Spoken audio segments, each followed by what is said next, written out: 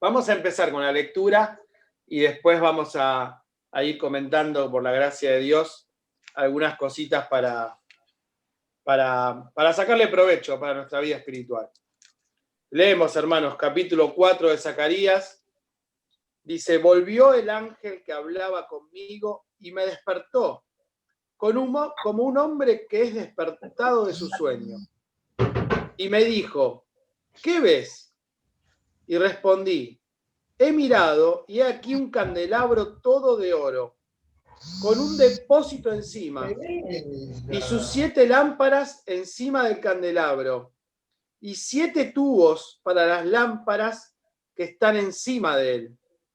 Y junto a él 2 olivos, el uno a la derecha del depósito y el otro a su izquierda. Proseguí y hablé, diciendo a aquel ángel que hablaba conmigo: ¿qué es esto, Señor mío?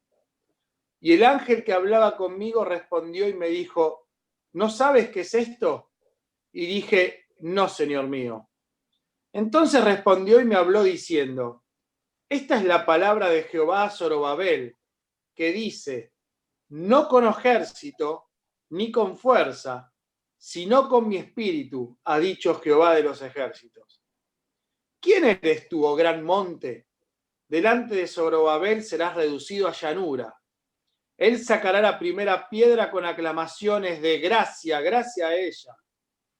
Vino palabra de Jehová a mí diciendo: las manos de Zorobabel echarán el cimiento de esta casa, y sus manos la acabarán, y conocerán que Jehová de los ejércitos me envió a vosotros. Porque los que menospreciaron el día de las pequeñeces se alegrarán, y verán la plomada en la mano de Zorobabel. Estos 7 son los ojos de Jehová, que recorren toda la tierra. Hablé más y le dije: ¿qué significan estos 2 olivos a la derecha del candelabro y a su izquierda? Hablé aún de nuevo y le dije: ¿qué significan las 2 ramas del olivo que por medio de 2 tubos de oro vierten de sí aceite como oro? Y me respondió diciendo: ¿no sabes qué es esto? Y dije: Señor mío, no. Y él dijo: estos son los 2 ungidos que están delante del Señor de toda la tierra. Muy bien, hasta aquí nomás por el momento en la palabra de Dios. Este pasaje es un poquito más, por ahí podríamos decir, complicado que el que vimos en el capítulo 3. Aquí empiezan a verse algunas figuras y algunas cosas que se van agregando, pero que obviamente todas tienen su significado. Ustedes saben que en la palabra de Dios vamos a encontrar muchas profecías, muchas visiones y muchos sueños. Son formas que el Señor tiene y tenía también para llegar a su pueblo. Todas ellas con un propósito.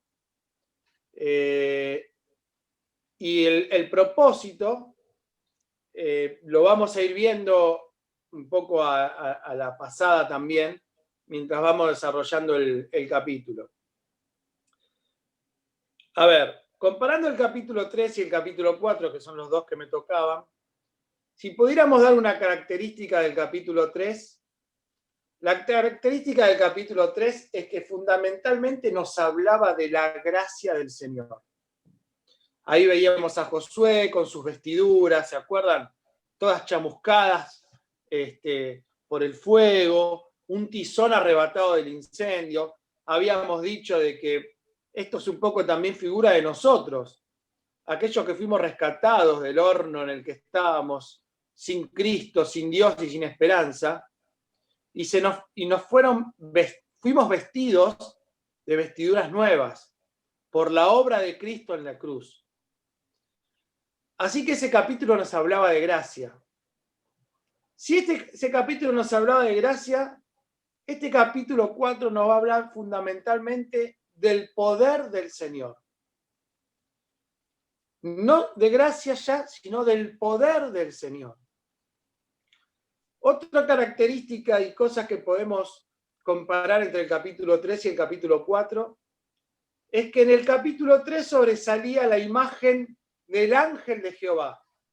Decíamos que era una teofanía, una representación de Jesucristo en el Antiguo Testamento. El ángel de Jehová. Así que era una representación de Cristo, digamos la segunda persona de la Trinidad. ¿Cuál es la diferencia acá en este capítulo 4? La representación que vamos a tener es de la tercera persona de la Trinidad, del Espíritu Santo. Y ahora vamos a ver también un poquito de eso. Vamos a meditar en los primeros 4 versículos ahora. Dice, volvió el ángel que hablaba conmigo y me despertó como un hombre que es despertado de su sueño. Tenemos que saber que este ángel que hablaba con él, que es un ángel que va a aparecer constantemente en el libro de Zacarías. Él, prácticamente todo el libro de Zacarías habla de este ángel. Por un momento el ángel de Jehová, por otro momento este ángel. Este ángel no es el ángel de Jehová. Algunos piensan que este ángel podría ser el ángel Gabriel. Era muy importante, indudablemente, las visiones que a Zacarías se le estaban dando. Así que intervenían muchos acá, ¿no? Estaba el ángel de Jehová y van a darse cuenta que está este ángel, que no es el ángel de Jehová, sino es, como dice muchas veces la palabra de Dios, un ángel de Jehová. Este ángel es el que habla y interactúa constantemente con él. Ese ángel lo despierta del sueño, como que lo saca de la visión del capítulo 3 y lo despierta. Dice que me despertó como un hombre que es despertado de su sueño. Aparentemente él había caído en un sueño para tener esta visión del capítulo 3. Él es despertado de ese sueño para volver a tener otra visión, que es la del capítulo 4, que es el que nos compete a nosotros en esta noche. Y dice, y me dijo, ¿qué ves? Y respondí, he mirado, y aquí un candelabro todo de oro, con un depósito encima, y sus 7 lámparas encima del candelabro, y 7 tubos para las lámparas que están encima de él. Junto a este candelabro de oro, de 7 brazos, había 2 olivos, uno a la derecha y otro a la izquierda.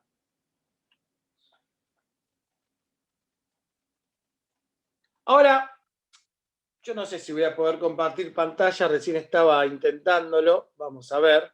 Si no, tengo el plan B. Si puedo compartir pantalla, voy a ir a la pantalla y en teoría, a ver.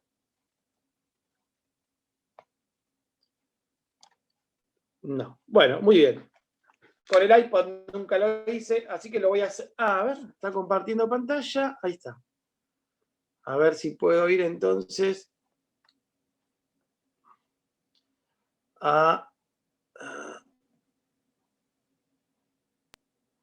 bueno, no, parece que no importa. Vamos a hacerlo más fácil, miren. Como sabía que no, vamos a mirar acá, yo creo que ustedes lo van a poder ver bien. ¿Ven ahí? Sí, ¿no? ¿Se ve? Esta es la imagen que tiene Zacarías, ¿no? Es como para que nosotros tengamos idea de lo que Zacarías estaba viendo. Hay un candelabro, es el candelabro de 7 brazos, y esos son los olivos. Mario, nosotros hemos visto olivos parecidos en el huerto de Getsemaní, con ese ancho, con esa anchura. Esos son olivos y ese es el candelabro. Ese candelabro es lo que nosotros llamamos la menorá, ¿sí? Es el candelabro de 7 brazos. Nosotros el miércoles pasado hablamos de un candelabro, que es el candelabro de 9 brazos, que es el candelabro del Hanukkah, de la fiesta de las luces. ¿Se acuerdan cuando hablamos de Belén? Y hablamos de que la luz del mundo había venido a este mundo, y probablemente haya venido en el mes de Kislev, que es el mes de la fiesta de las luces. Bueno, ese es el candelabro de 9 brazos. La menorá, es el candelabro de 7 brazos. Cuando uno va a Israel puede ver el candelabro de 7 brazos de oro que está allí al costado de la plaza del Cótel. Ese candelabro es el candelabro que había hecho Salomón. Él había puesto 10 candelabros de esto en el templo, en el lugar santo. Allí estaba el candelabro, los panes de la proposición, ¿se acuerdan? Este es el candelabro del que habla. Este candelabro es muy famoso. Quizás nosotros por ahí no tenemos tanto la imagen, pero por donde vayas y en la casa de cualquier judío y en la casa de todos los que hemos viajado tenemos el recuerdito del candelabro. De este candelabro habla. Ese candelabro tiene 7 lámparas arriba. Ahora, ¿cuál es la diferencia de este candelabro? Este candelabro es alimentado por unos brazos que vienen desde el olivo y le van transmitiendo todo el tiempo aceite a este candelabro. Ahora vamos a ir mirando, ¿no? Un poquito lo que queremos decir acerca de esto. Pero dice, proseguí y hablé diciendo a aquel ángel que hablaba conmigo, ¿qué es esto, Señor mío? Y el ángel que hablaba conmigo respondió y me dijo, ¿no sabes qué es esto? Y dije, no, Señor mío. Entonces respondió y me habló diciendo, esta es la palabra de Jehová a Zorobabel, que dice, no con ejército ni con fuerza, sino con mi espíritu, ha dicho Jehová de los ejércitos. Es interesante acá poder ver y entender la imagen. El candelabro se cree que es Israel, que está puesto en el mundo para hacer luz a las naciones. Dios le había mandado a Israel que ellos no debían caer en las mismas iniquidades que habían caído las naciones de alrededor de ella. Por esas iniquidades, esas naciones eran echadas de la tierra.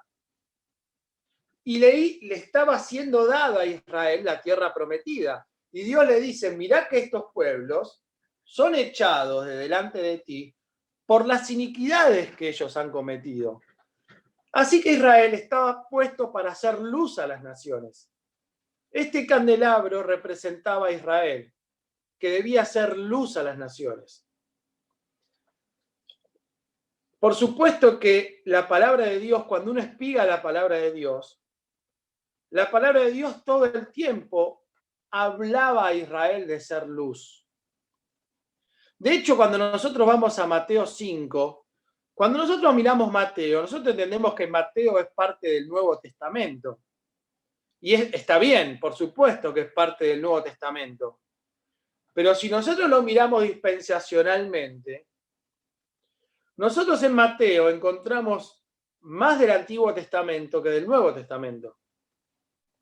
Cuando vos vas a Mateo capítulo 10, allí el Señor le encomienda la misión a los discípulos van de 2 en 2, y ellos ahí reciben una comisión. Id a las aldeas de Israel, por camino de gentiles no vayáis, id a las ovejas perdidas de Israel. Ellos tenían que llevar el mensaje, primeramente, a aquellos que iban a ser destinatarios del mensaje. Juan diría más adelante, a lo suyo vino, pero los suyos no le recibieron. Israel debía primero recibir el mensaje de Dios. Por eso, cuando vos vas a Mateo, vas a encontrar 2 comisiones. La comisión de Mateo 10 y la gran comisión de Mateo 28. La comisión de Mateo 10 tiene unas características que si hiciéramos 2 columnas serían perfectamente visibles y divisibles. La primera comisión, la de Mateo 10, es ir a las ovejas perdidas de Israel. La gran comisión de Mateo 28 es ir por todo el mundo y predicar el Evangelio. La de Mateo 28 es predicar el Evangelio de la gracia a partir de la crucifixión. La de Mateo 10 era predicar a los judíos acerca del mensaje de los profetas.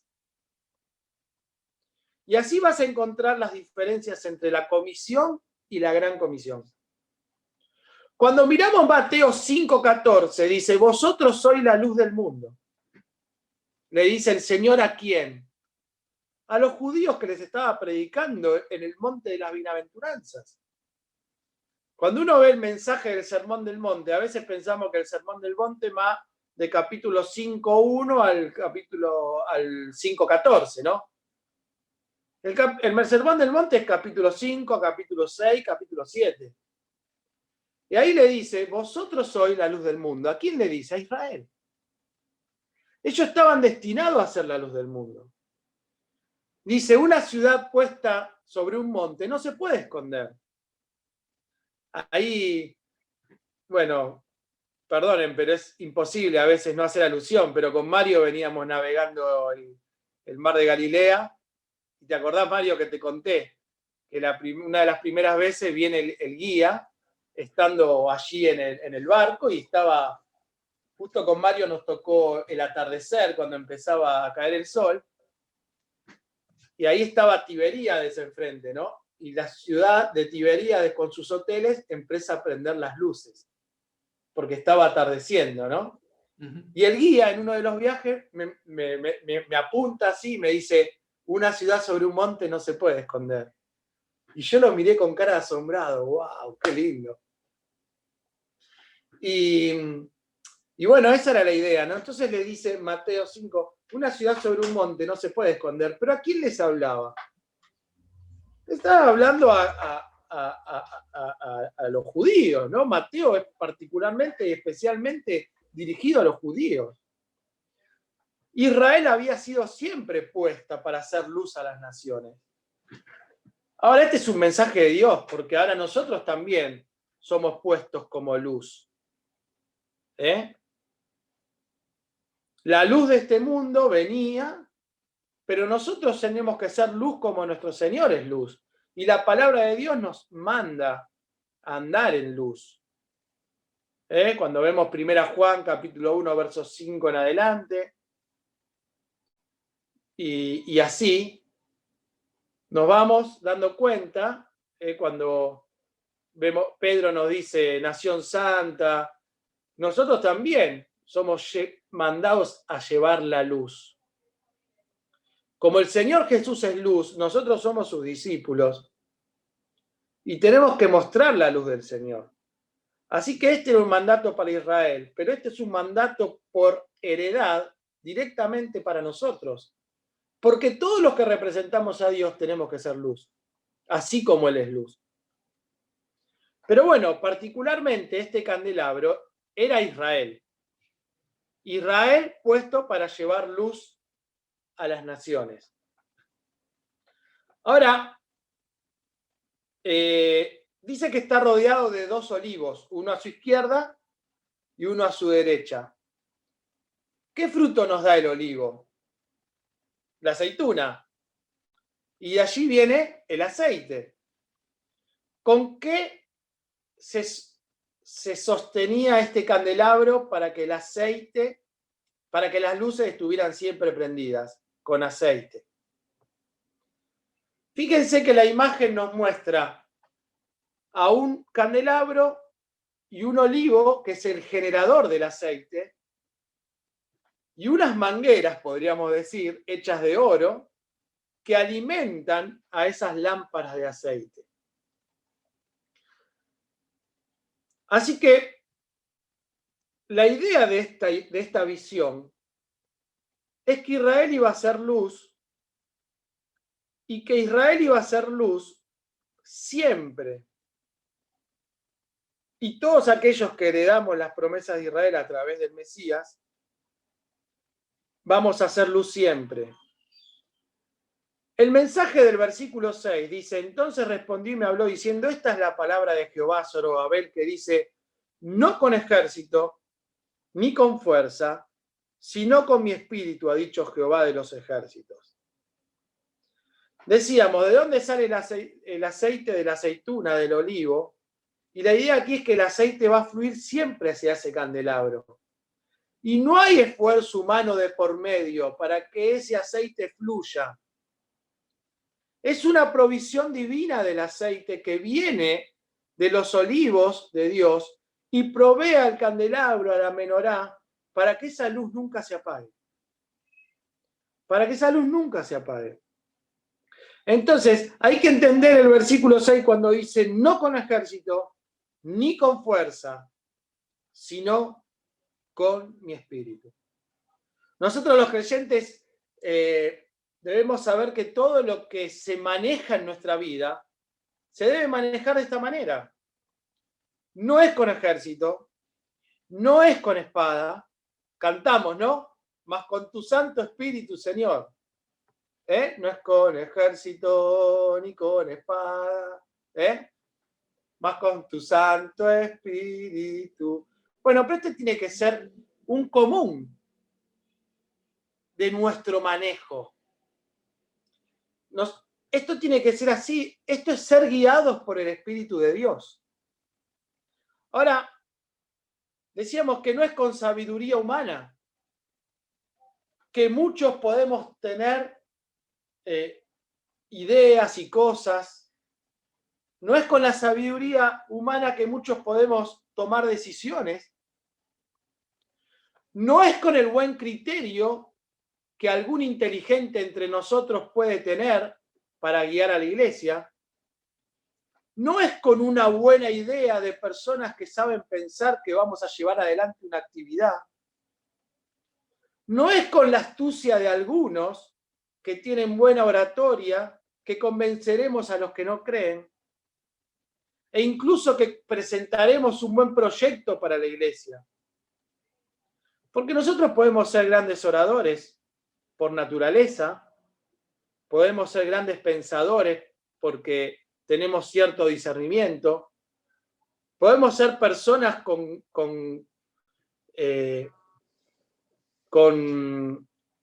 no me sale la palabra, cuando uno es con carisma, que vamos a convencer a otros, sino que la palabra de Dios nos dice que es siendo guiados por el Espíritu de Dios. A veces honramos al inteligente o al pensante, como que con buen criterio podríamos llevar adelante a la iglesia, porque es una persona que piensa, es una persona que razona, es una persona que tiene un buen discurso, es una persona preparada.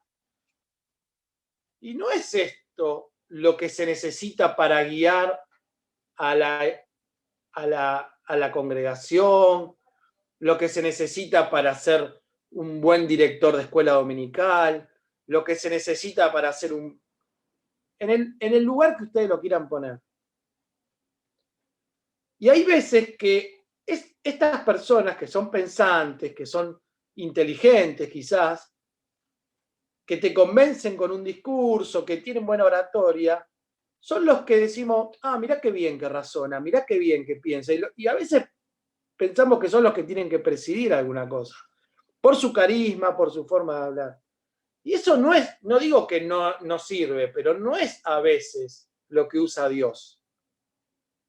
Porque es con el Espíritu de Dios y con su guía que tenemos que tomar decisiones. Y muchas veces el que tiene el Espíritu de Dios y la guía de Dios no es una persona que tiene estas cualidades. Con el Espíritu de Dios vamos a tomar decisiones, vamos a ver a dónde va la iglesia, vamos a ver qué actividad vamos a hacer. Con la oración, con la fe, con el discernimiento espiritual, es que vamos a ver hacia dónde tenemos que ser conducidos, ¿no? Por medio de la oración, del discernimiento, de la guía espiritual. Los que inspeccionaron la tierra, los 10, tuvieron un buen criterio. Dijeron, che, mirá, acá hay gigantes. Nosotros venimos de girar la tierra, no tenemos armas, estamos cansados. ¿Sabés qué? No es una buena idea tomar la tierra. Fue un buen criterio, pero no fue de Dios. ¿Usaron el sentido común? Sí. Pero no fue de Dios. Y en este caso no ganó la mayoría. A veces decimos, bueno, reunión, ¿qué pensamos? Y 10 che, tenemos que hacer la actividad en tal fecha, ¿eh? Y hay 2 que no. Bueno, pero son 10 la mayoría. Está bien. Es una forma, pero no siempre funciona, ¿eh? En lo espiritual. No siempre funciona. Josué y Caleb tenían bien claro, a pesar de que eran minoría, de las promesas de Dios. Esa tierra Dios se la había prometido. Y más allá del buen criterio de los otros 10, tenían una convicción que venía de la palabra de Dios, de las promesas de Dios y de la guía del Espíritu. No era malo el consejo del apóstol Pedro diciendo, Señor, ¿cómo vas a ir a Jerusalén? Te van a matar allá. Señor, te necesitamos. Querían hacer una enramada en un momento, ¿no? Quedémonos acá, vos, yo, Moisés, Elías. Estamos bárbaros acá. El Señor le dice, apártate de mí, Satanás. Ahora, che, era un buen criterio el de Pedro. Mirá, Jesús, venís predicando. La gente te está empezando a conocer. Ya creo que todo Galilea los convenciste. ¿Qué vas a ir a hacer a Jerusalén? Te van a matar, Señor. Uno dice, bueno, era un buen consejo, era un buen criterio, pero no era de Dios. No era la voluntad del Señor. Apártate de mí, Satanás. Durísimo, ¿no? Durísimo la respuesta del Señor. Por eso, no es con ejército ni con espada. Es con el Espíritu del Señor. El Espíritu del Señor es el que nos tiene que guiar. Cuando Dios responde a una necesidad tuya, responde en contra de un montón de cosas muchas veces. El ser guiados por el Espíritu, el andar en el Espíritu, el aplicar la fe en nuestra vida. Miren, saben que el otro día estaba estudiando acerca de la fe, y ustedes saben que una decisión de fe no siempre es una decisión bien vista a veces ante los ojos humanos. El libro de Santiago, cuando nos habla del capítulo 2, verso 14 en adelante, la fe y las obras, muéstrame tu fe sin tus obras, yo te mostraré mi fe por mis obras. En un momento da 2 ejemplos. ¿Se acuerdan? Uno es de Abraham cuando iba a sacrificar a Isaac y otro es de Rahab, la ramera. Estos 2 ejemplos, humanamente, son pésimos. Porque por fe Abraham iba a matar a su hijo. Esto no está bien visto humanamente. Y por fe Rahab traicionó a su propio pueblo. Humanamente son 2 cosas que están mal vistas, pero eran cosas que Dios les había guiado a hacer. No siempre lo que está bien visto humanamente, y sobre todo a veces más por el inconverso, digo, ¿no? Es lo que es correcto. A veces vas a tomar una decisión donde el que no conoce a Dios no te va a entender. Le va a parecer una locura inclusive. A veces hasta puede pasarte dentro del mismo pueblo de Dios. Pero lo importante es tener una convicción de Dios. Cuando hay una convicción, por más que vengan tropiezos, por más que vengan situaciones, vos tenés la convicción de Dios. A veces se lo decimos a los novios, ¿no? Cuando un noviazgo empieza mal, puede terminar bien. Pero donde hay una pequeña peleita ya, ¿será de Dios o no? Porque empecé mal. Entonces, ante cualquier tropiezo, y si no empecé bien, claro. Ahora, cuando algo es de Dios, vienen los tropiezos, vienen las dudas, pero tu mente va a la convicción original y decís, está todo mal, pero yo sé que el camino es por acá. Por eso decimos, no es con fuerza, no es con espada, no es con ejército, sino con el Espíritu de Dios. Dice un proverbio, el caballo se prepara para la batalla, pero la victoria la da el Señor. Seguimos adelante a partir del versículo 7. Dice, ¿quién eres tú, oh gran monte? Delante de Zorobabel serás reducido a llanura. Él sacará la primera piedra con aclamaciones de gracia, gracia a ella. Vino palabra de Jehová a mí diciendo, las manos de Zorobabel echarán el cimiento de esta casa, y sus manos la acabarán, y conocerán que Jehová de los ejércitos me envió a vosotros. Porque los que menospreciaron el día de las pequeñeces se alegrarán y verán la plomada en la mano de Zorobabel. Estos 7 son los ojos que recorren toda la tierra.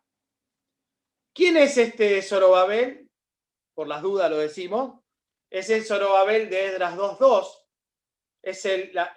Es el Zorobabel que hace el primer éxodo de Babilonia a Jerusalén. Es el de Nehemías 7:7, el de Ageo 1:1. También lo encontramos en Esdras 1:5. Es el único Zorobabel. El primero que vuelve con el grupo. Este versículo 7 habla de remover montes, ¿verdad? ¿Quién eres, oh monte? Dice. Bueno, vas a ser llevado a una llanura. Esto nos habla de que Dios iba a través de su fuerza y su poder, por medio de su espíritu, a quitar todo escollo que Zorobabel tuviera para edificar ese templo. Ahora, la literatura rabínica habla de que al hombre de discernimiento se lo llama el removedor de montañas. Si uno ve la literatura rabínica, cuando una persona es una persona de discernimiento, en el caso de los rabinos, se le dice es un removedor de montañas, ¿no? Hablando también de esta expresión de fe.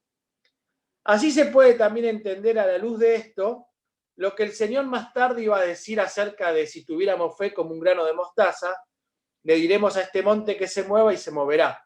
Eso lo encontramos en Mateo 17:20 y en Mateo 21:21. Seguramente no es necesario ir a la porción porque ustedes la conocen, ¿no?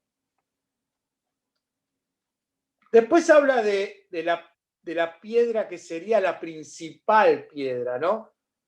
La que hablamos y nos habla también en Efesios de la cabeza del ángulo, la piedra principal. Bueno, ahora, Zacarías no era un arquitecto. Zacarías no era un maestro mayor de obras. Pero por el Espíritu del Señor, el Señor lo iba a guiar. Y sin duda, lo que dice este pasaje es que él comenzaría y lo que comenzaría lo terminaría.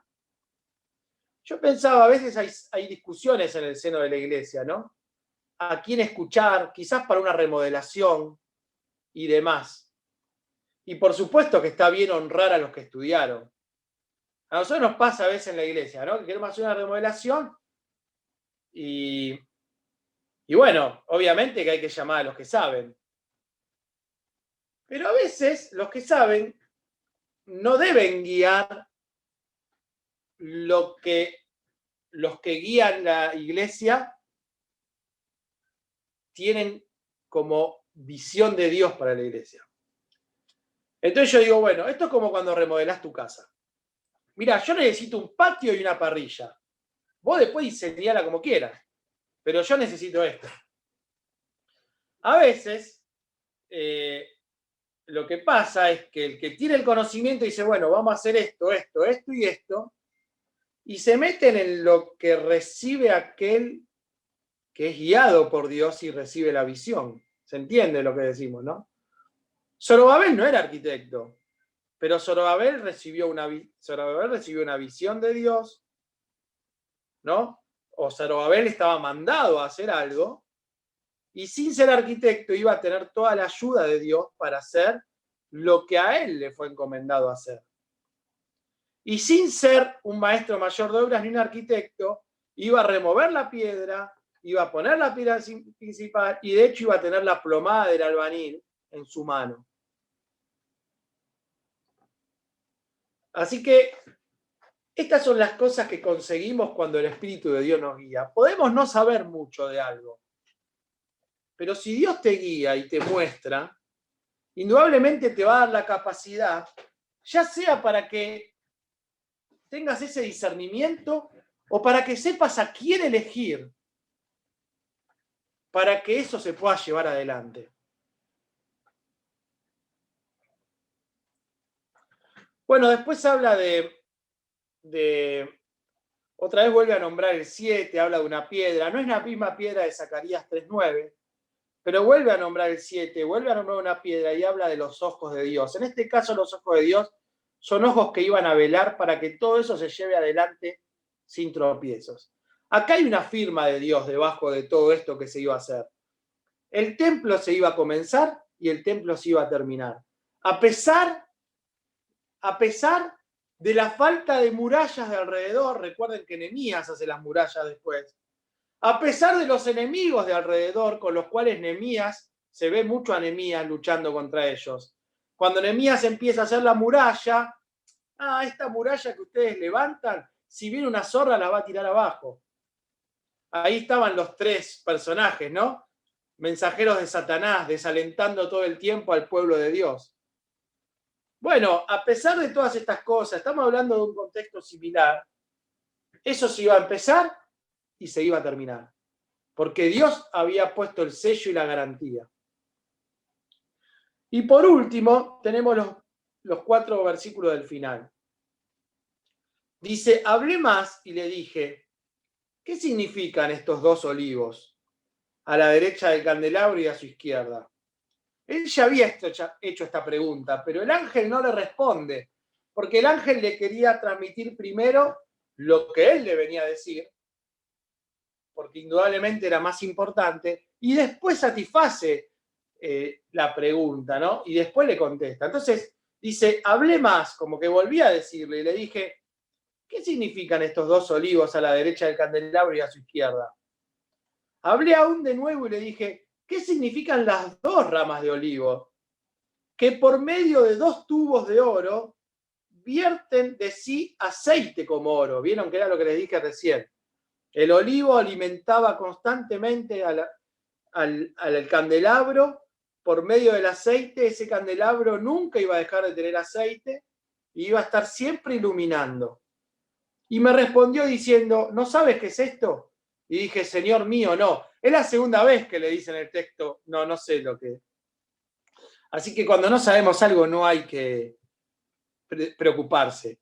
Pero sí hay que decir, no lo sé, a ver, desasname. Señor, esto no lo sé. Enseñame, Señor. Al pastor, no lo sé. ¿Me lo podés decir? ¿Cómo es? Y él dijo, estos son los 2 ungidos que están delante del Señor de toda la tierra. Entonces hablábamos de la provisión constante de aceite de las lámparas hacia el candelabro. Y acá podemos decir 2 cosas. La primera, ¿a quién representan los 2 olivos? Se cree que los 2 olivos representan a Josué y a Zorobabel, en este caso, pero también tienen más significados. Cuando uno tiene visiones o profecías, tiene cosas que son respuestas para el momento, pero tiene también una proyección hacia el futuro, ¿no? Cuando uno mira el Salmo 22 habla de los fuertes toros de Basán, habla de algo del momento, pero a la vez habla de una proyección hacia algo que va a venir. Esto se estudia cuando ves escatología, hay profecías que tienen un cumplimiento del momento y un doble cumplimiento y hasta a veces un tercer cumplimiento. En Joel vas a encontrar que se predice acerca de la destrucción de Jerusalén y esa tiene hasta un triple cumplimiento porque Jerusalén fue destruida en 3 formas. Así que se cree que estos 2 olivos son Josué y Zorobabel. Por ejemplo, la comunidad de Qumran, ¿no? Que eran los que traducían la palabra de Dios, escribiéndola todo el tiempo y traduciéndola. Creo que les hablé algo el miércoles pasado acerca de la importancia de los rollos encontrados en Qumran. Bueno, ellos esperaban 2 ungidos. cuando hablamos de un Mesías. Se hablaba de un Mesías de parte de Aarón, es decir, un Mesías sacerdotal, y se hablaba de un Mesías de parte de Israel, es decir, un Mesías real, de la realeza, de la parte de David, ¿no? Como rey. Ahora, en la plenitud de los tiempos y en el avance de los tiempos, esos dos poderes, sacerdotales y real, el poder real de la realeza, no de real de verdadero, sino real de realeza, de reino, esos dos poderes, el sacerdotal y el real, serían reunidos juntamente en un futuro en la persona del Cristo, del Mesías. Por eso muchos judíos, muchos no creyeron en Jesús como el Mesías, porque ellos decían que Jesús podía cumplir la parte sacerdotal, que tenía que ver con la muerte, con la parte del sacrificio, con la parte del Cordero de Dios, pero no podía cumplir la parte real de lo que ellos esperaban. Cuando uno mira, ellos esperaban a un Mesías que los libere de la esclavitud de Roma. Ellos esperaban a un Mesías que herede el trono de David, que se siente en el trono de David, como dice la profecía, y que libere por la fuerza, entre comillas, a Israel de la esclavitud. Ahora, esto es una verdad parcial. Ustedes saben que nosotros, la iglesia, somos el olivo injertado y somos como un paréntesis en Israel. Los profetas nunca hablaron de la iglesia. La iglesia es un trato especial de Dios y es la esposa de Cristo. Va desde el derramamiento del Espíritu Santo en Hechos 2 hasta la venida de Cristo, 1 Tesalonicenses 4:13, para recibir al Señor en el aire. Pentecost, en su libro de profecías, habla esto como el reloj detenido de un partido de básquet. Si ustedes miran un partido de básquet, ahora están las finales de la NBA, cuando un técnico pide minuto, el reloj está detenido. Pero no es que estamos todos congelados. El técnico sigue dando la charla, muestra la planilla, dice la jugada que van a hacer, la gente sigue alentando, pero el reloj está detenido. Esto es lo que dicen, por ejemplo, de lo que está pasando hoy con Israel. El reloj de las profecías, el reloj de las promesas, está detenido para Israel, porque está en lo que dice Daniel, el tiempo de los gentiles. Es el tiempo de la iglesia. Cuando la iglesia sea arrebatada al cielo, ese reloj se va a poner en marcha de vuelta. Y ahí el Señor va a poder cumplir, cuando pasen todas las cosas que tienen que pasar, boda del Cordero, tribunal de Cristo, milenio. En ese milenio el Señor va a venir a reinar sobre la tierra, sentándose en el trono de David, en Jerusalén, en Sión, gobernando a las naciones con vara de, como dice Salmo 2. Y ahí se va a cumplir lo que los judíos esperaban en el tiempo que no correspondía. Ahí se va a cumplir el Mesías sacerdote más el Mesías rey. Por eso ellos esperaron eso, que es correcto, pero en el tiempo incorrecto. Por eso muchos de ellos no creyeron en Jesús como Mesías. Y ahí es donde se va a cumplir entonces esta profecía también, ¿no? La imagen del candelabro de oro, proveyendo aceite a través del Espíritu Santo para hacer luz constantemente. La imagen del Mesías de Israel, de alguna manera también proveyendo a esa luz, ¿no? Representados los dos olivos. Por eso tiene estas dos miradas. La mirada del momento y la mirada hacia el futuro. Ahora, hermano, es importante por lo menos rescatar, siempre tenemos que mirar lo que dice el texto, pero por lo menos rescatar la enseñanza para nosotros. Somos luz de este mundo. Ninguno pone la luz debajo de un almud, sino que está puesta para alumbrar. Esa luz resplandece en las tinieblas. Donde vos aparecés, donde vos estés, las tinieblas se tienen que convertir en luz. Así sea en el medio de tus amigos del colegio, de los chicos del barrio. Cuando vos aparecés, las conversaciones malas se tienen que acabar. Donde vos aparecés, hay algunos que se van a rescatar porque dicen, no, pará que con este no. Somos luz. Pero también hablábamos de la importancia de cuando Dios nos guía a través de su Espíritu. Dice la palabra de Dios en Romanos 8:1, ahora pues ninguna condenación hay para los que están en Cristo Jesús, los que no se guían por la carne, sino por el Espíritu.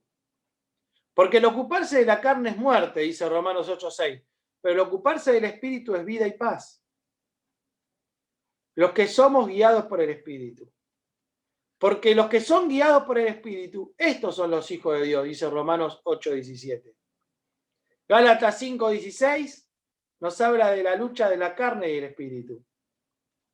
A veces podemos tener buenos pensamientos, ser criteriosos, personas inteligentes, personas cultas, personas que tengan un buen parecer a la hora de opinar, pero no siempre eso es guiado por el Espíritu de Dios.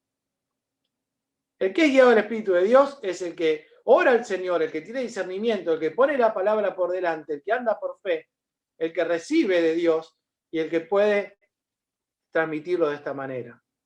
A veces pueden ser hombres del vulgo, como lo fueron los discípulos. Y la tercera es la esperanza futura, ¿no? De todo lo que hablamos al final. Cosas para llevarnos a nosotros también de este versículo.